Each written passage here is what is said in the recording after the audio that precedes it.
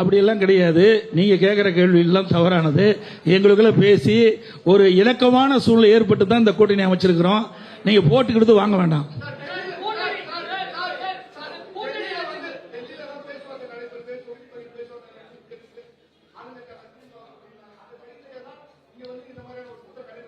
ஏங்க இது என்ன அறிவிச்சுமா இல்லையா? அறிவிச்சிருக்குமா இல்லையா? ஏங்க ஒரு கட்சினா அவ டிஸ்கஸ் ஆகும். திருமதி கனிமொழி போனாங்களே டெல்லிக்கு, எதுக்காக போனாங்க? திருமதி கனிமொழி அவர்கள் காங்கிரஸ் கட்சி தலைவர் எதற்காக போய் பார்த்தாங்க? பார்த்த பிறகு நடந்துதான் முடியலையே. ஒரு கட்சினா கூட்டணி அங்கம் வைக்கின்ற கட்சிகள் எல்லாம் ஆலோசனை செய்வது இயல்பு. ஆனா திமுக தலைமையில் அமைக்கப்படுகின்ற கூட்டணி கட்சிகள் எப்படி இழுபறி என்பதை நீங்கள் எண்ணி பார்க்க வேண்டும்.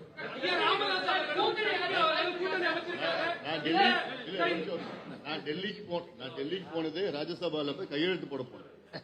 அத ஒரு விவாதமா எடுத்துக்கிட்டீங்க.